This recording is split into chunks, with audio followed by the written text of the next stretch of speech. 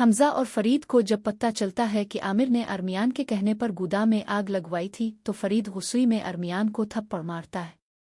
اسی وقت پیچھے سے نمرہ آتی ہے اور سب گھر والوں سے کہتی ہے کہ اس نے دیم سے نکاح کر لیا تھا اور اب وہ حاملہ ہے۔ یہ سن کر فرید صاحب پوچھتے ہیں، اب دیم کہاں ہے؟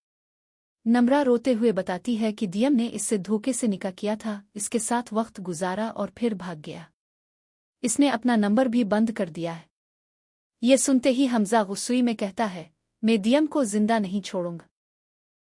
اسی وقت علیزے آتی ہے اور سب کو بتاتی ہے کہ سکندر نے اس کی بہن انوشا سے دھوکا دے کر نکاح کیا تھا اور پھر اسے طلاق دے دی تھی۔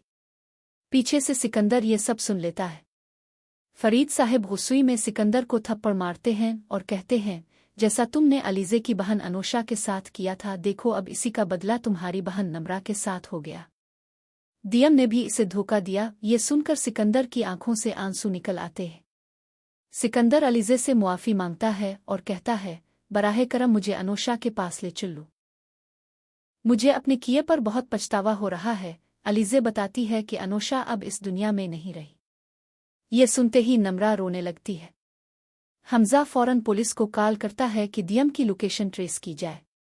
پولیس اسی وقت دیم کی لوکیشن نکال کر اسے گرفتار کر لیتی ہے۔ حمزہ نمرہ کو ساتھ لے کر تھانے پہنچتا ہے۔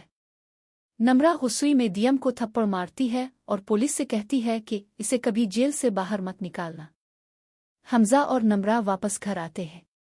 اسی دوران حمزہ کو ایک انجان نمبر سے کال آتی ہے۔ کالر بتاتا ہے کہ سکندر کا ایکسیڈنٹ ہو گیا ہے اور وہ اسے اسپتال لے جا رہے ہیں۔ یہ سن کر حمزہ فوراً فرید اور ارمیان کے ساتھ اسپتال پہنچتا ہے۔ ڈاکٹر سکندر کا علاج کر رہا ہوتا ہے۔ کچھ دیر بعد ڈاکٹر باہر آ کر کہتا ہے کہ سکندر کو خون کی ضرورت ہے۔ حمزہ فوراً کہتا ہے کہ وہ اپنا خون دے گا اور وہ سکندر کو بل ڈونیٹ کرتا ہے، مگر بہت انتظار کے بعد بھی سکندر کو ہوش نہیں آتا۔ ڈاکٹر بتاتا ہے کہ سکندر کو کوما ہو گیا ہے۔ سب پریشان ہو کر گھر لوٹتے ہیں۔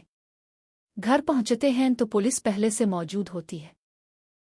ارمہن پولیس کو دیکھ کر ڈر جاتی ہے۔ فرید صاحب پوچھتے ہیں، آپ یہاں کیوں ہیں؟